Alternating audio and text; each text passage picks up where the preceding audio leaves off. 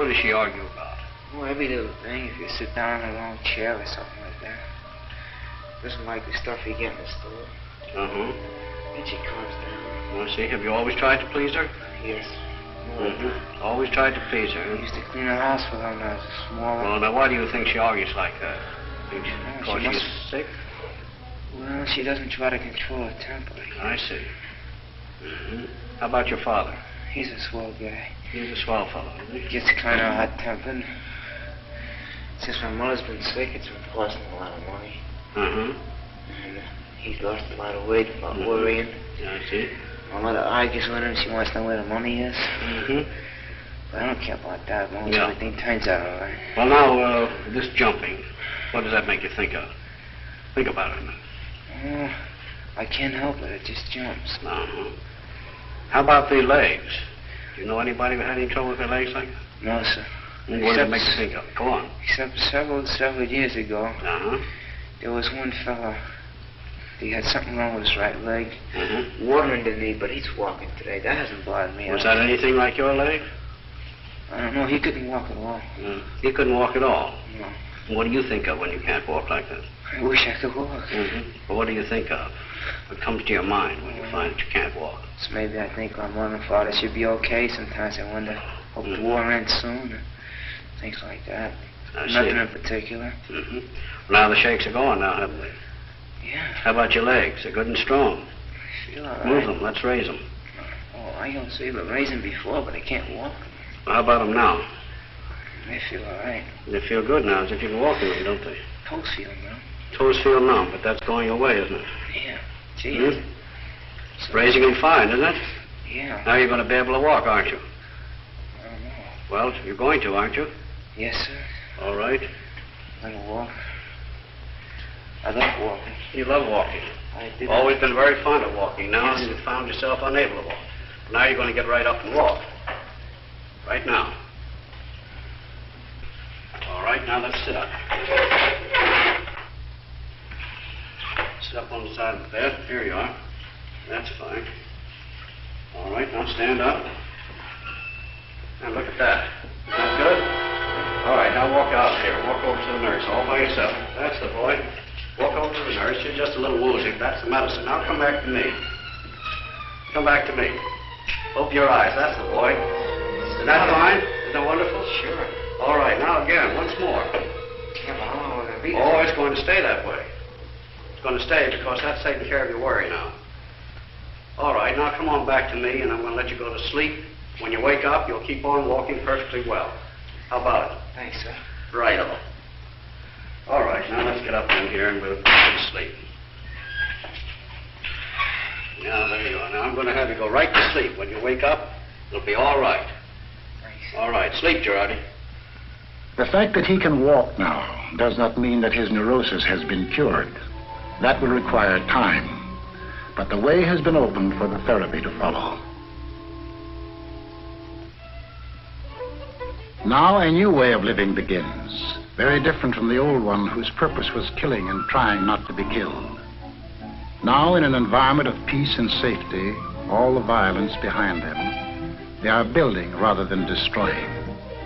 Men have their choice of occupational therapy. Some find relaxation in mechanical jobs. Certain types of cases obtain relief in precision work, which answers their inner need for order and certainty.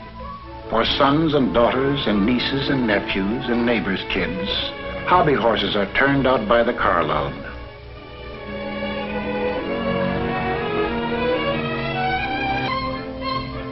Physical reconditioning is not the only purpose in sports, which also serve to bring men out of their emotional isolation and back into group activity. One of the most important procedures is group psychotherapy. Here, under the psychiatrist's guidance, the patient learns to understand something of the basic causes of his distress. As one of a group, he also learns to understand that his inner conflicts are, with variations, common to all men. And I think of it a little bit like this. We want to get you out of your own feeling of isolation, to get you to feel that you are like other people.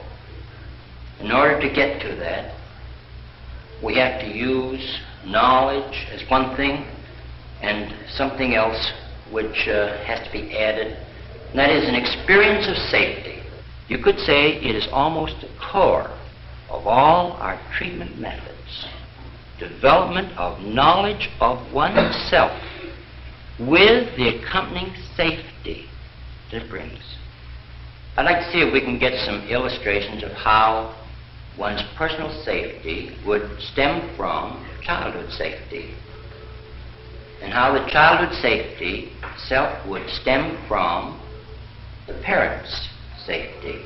In my illustration, as a child, whenever I underwent any experiences that were frightening to me, I never told my parents. I kept it to myself. While I was alone at night in my room, I'd call on God.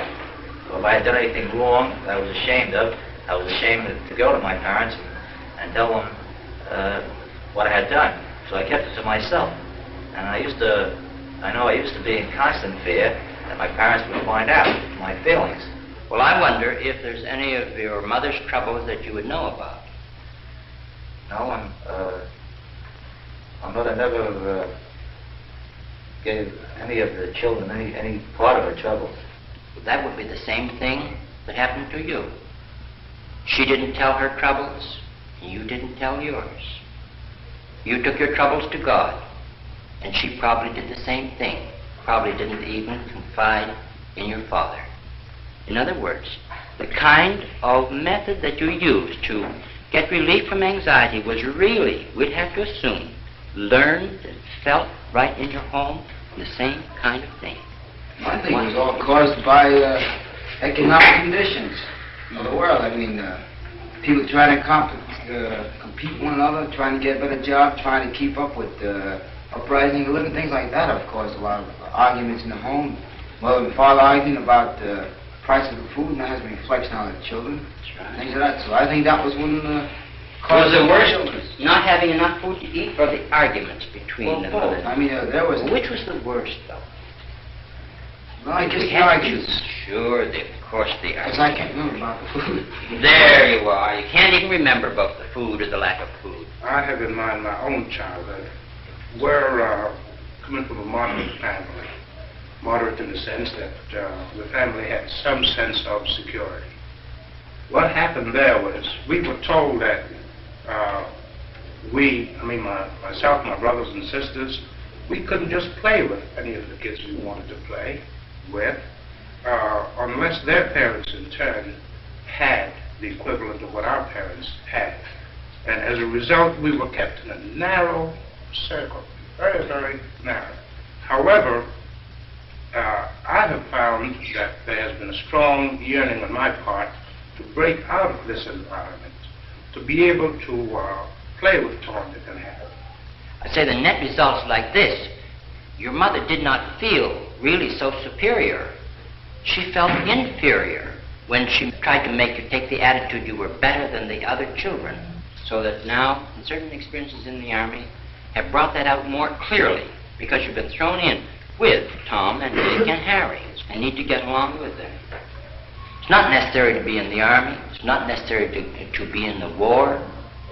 These kind of troubles have always gone on in all time, through all the centuries. So you were going to say something?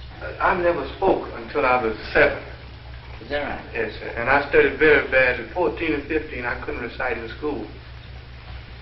Today I'm able to talk. Can you explain how you get started to talk? How you began to get over that? During the war, the first word I ever spoke, Santa Claus had brought me a war gun, and my brother broke it. This is the First World War, yes? And so, Santa Claus brought the gun and your brother broke it. Yes, when I went in to get my gun, I just said, "War, death, somebody broke my gun." That was the first thing I said. You were angry because someone broke your gun. So that's where I started talking. I would say all those symptoms, like being unable to speak, stuttering and so on, they have an underlying anger and resentment in the deeper parts of the personality. You could almost say it like this. Underneath, I can't, you usually find, I won't. Captain, on Okinawa, I was stuttering too about 3 weeks. And as soon as I came here, I'm here a month now, I stopped stuttering. You've stopped stuttering completely since you came here? Yes, sir. Well, that's good. I don't know whether that's a tribute to the doctors or a tribute to your fundamental health. It's my fundamental self. No tribute to the doctors at all. Very good.